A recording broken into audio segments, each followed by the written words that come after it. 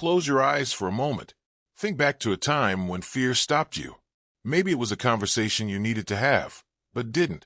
A dream you wanted to chase, but didn't. A room you needed to walk into. A risk you needed to take. A word you needed to say. And instead of doing any of those things, you stood very still and let the moment pass. If that resonates with you, you are not broken. You are not weak. You are human. Fear is the oldest companion of our species. Long before we built cities, before we wrote books or composed symphonies or launched rockets into space, we were creatures who feared. We feared the dark, the predator, the unknown. Fear kept our ancestors alive. It was a gift once. But something strange happened as the world changed. The tigers went away. The cliffs became roads. The unknown became Google Maps. And yet the fear remained. It simply changed its costume. It stopped wearing fangs and started wearing suits. It stopped looking like death and started looking like failure, like rejection, like judgment, like the cold, hollow feeling in your chest when someone says, "Who do you think you are?" Today, fear is the thing that keeps talented people in jobs they hate. It is the thing that silences voices that deserve to be heard. It is the thing that turns potential into regret and dreams into maybe someday. Most of us live in a quiet war with our own fear. We smile at people we meet. We go through the motions. But inside, there is a battle between who we are and who we could be, between the safe choice and the right one, between standing still and stepping forward. And here is the great irony. We believe we are alone in this. We look at successful people, leaders, pioneers, visionaries, and we assume they were different, that they were born without the trembling. That courage came naturally to them, like breathing. But I want to tell you about a man who was terrified, a man who had every reason to quit, a man who faced fears that would have destroyed most people, and who chose, again and again, to stand up anyway. His name was Franklin Delano Roosevelt, and his life is one of the greatest lessons in courage that history has ever given us. Franklin Roosevelt was born in 1882 into one of the most privileged families in America. Hyde Park, a grand estate, a doting mother, a lineage of wealth and social standing. To the outside world, he had everything. But privilege does not make a person. And comfort, as Roosevelt would discover, is not the same as strength. As a young man, Franklin was charming, ambitious, and, if we are being honest, a little arrogant. He glided through Harvard, through law school, through the early corridors of politics, almost as if life were a long and pleasant party that had been arranged just for him. He married Eleanor Roosevelt, his distant cousin, in 1905. He entered the New York State Senate in 1910. He became Assistant Secretary of the Navy under President Woodrow Wilson.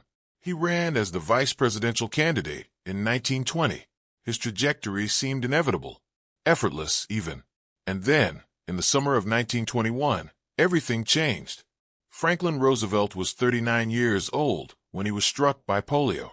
He was vacationing at Campobello Island in Canada when his legs began to fail him. Within days, he could not move them at all. The disease swept through his body like a fire that burned only what held him upright. He was, for a time, paralyzed from the waist down. Imagine that moment. Not the physical pain, though that was terrible. Imagine the psychological devastation.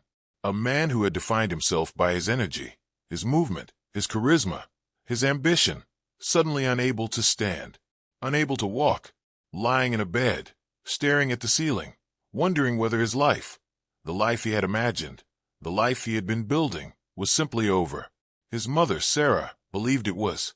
She urged him to retire to the family estate, to become a gentleman of leisure, to accept gracefully that his political life was finished.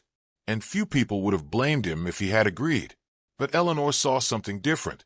And more importantly, Franklin chose something different. He chose not to be defined by what he had lost. What happened in the years that followed is one of the most remarkable transformations in the history of American leadership. Roosevelt spent years, working to recover.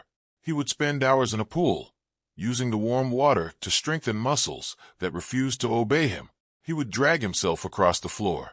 He would practice, with extraordinary effort and determination, the appearance of walking.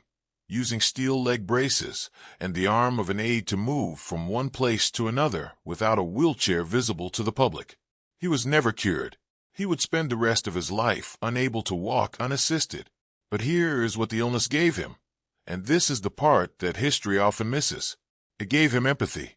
Before polio, Roosevelt was gifted but remote, brilliant but disconnected. He understood politics abstractly, as a game of power and position. He had not truly suffered. He had not truly struggled. He had never needed anyone. After polio, he understood something he never could have learned in a lecture hall or a senator's chamber: what it means to be helpless, what it means to need, what it means to fight for something as basic as the ability to stand up in front of other people. His biographer Jonathan Alter wrote that the illness did not just change Roosevelt physically, it cracked him open. And what poured in was the capacity to feel what others felt, the capacity to sit with suffering and not look away. And that capacity would define his presidency. Because when the Great Depression came, when millions of Americans lost their jobs, their homes, their savings, their dignity, Franklin Roosevelt did not just understand their fear intellectually. He understood it in his bones. Roosevelt was elected President of the United States in 1932. The country he inherited was on the edge of collapse. Unemployment had risen to nearly 25%. Banks were failing. Families were standing in breadlines. There was genuine fear, not just personal fear, but civilizational fear, that the American experiment itself was breaking down. And on March 4th, 1933, Franklin Roosevelt stood before the nation and delivered one of the most important sentences ever spoken by an American president. The only thing we have to fear is fear itself. Let those words land for a moment. Not the only thing we have to fear is the economy. Not the only thing we have to fear is our enemies. Fear itself, the paralysis, the panic, the tendency of human beings, when faced with crisis, to freeze, and in freezing, to make everything worse. He was speaking to a nation, but he was also speaking from experience, because he knew, more intimately than almost anyone, what fear could take from you, and what you could take back from it. In his first 100 days in office, Roosevelt launched an extraordinary wave of programs and legislation. The New Deal, that restructured the American banking system, created jobs, and restored a basic sense of hope to a devastated population. He moved with urgency, with confidence, and with a belief that action, imperfect, bold, correctable action, was always better than paralysis. He held fireside chats on the radio, speaking directly to ordinary Americans in plain, warm language. He did not talk down to people. He talked with them. He said, in effect, "I see you. I hear you. We're going to figure this out together." And people believed him, not because he was perfect, not because he had all the answers, but because he was honest about the struggle and unafraid of the fight. Roosevelt had principles that guided him through every crisis. Let me share a few of them with you, because they are as relevant today as they were 90 years ago. First, do something. Roosevelt was famous for his willingness to experiment. He once said, "It is common sense to take a method and try it. If it fails, admit it frankly and try another. But above all, try something." In a world that rewards the appearance of certainty, he modeled the courage of honest experimentation. He tried. He failed. He adjusted.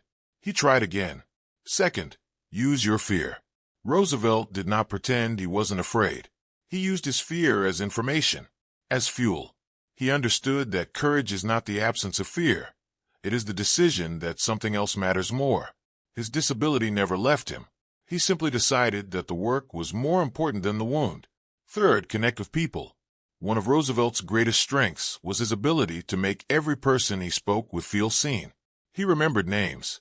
He asked questions. He listened. He understood that leadership is not about commanding from above. It is about serving from within. And that connection, that genuine human warmth, was the source of an enormous amount of his power. Fourth, never stop moving. Even when Roosevelt could not walk, he moved. He traveled to the front lines during World War II.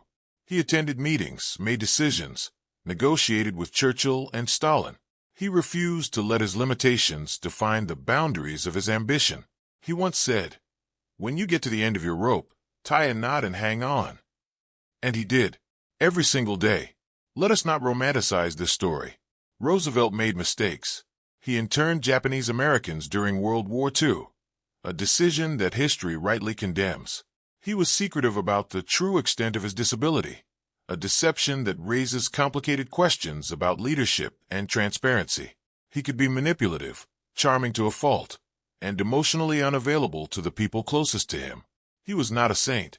He was a man. And that is exactly the point, because it is easy to be inspired by saints. Saints are distant. Saints are not like us. But a man, a complicated, flawed, frightened, determined man, who faced devastating loss and chose not to quit. That is something we can actually learn from. That is something we can actually use. Roosevelt led the United States through the two greatest crises of the 20th century, the Great Depression and World War II. He was elected president 4 times, the only person in American history to achieve that. He died in office in April 1945, just weeks before Germany surrendered. He did not live to see the victory he had fought so hard to secure, but he had lived fully. He had given everything, and a world that might have collapsed without him held together, because one man decided that fear was not a reason to stop. So what does all of this mean for you? Sitting wherever you are right now, listening to these words, it means this: your fear is real.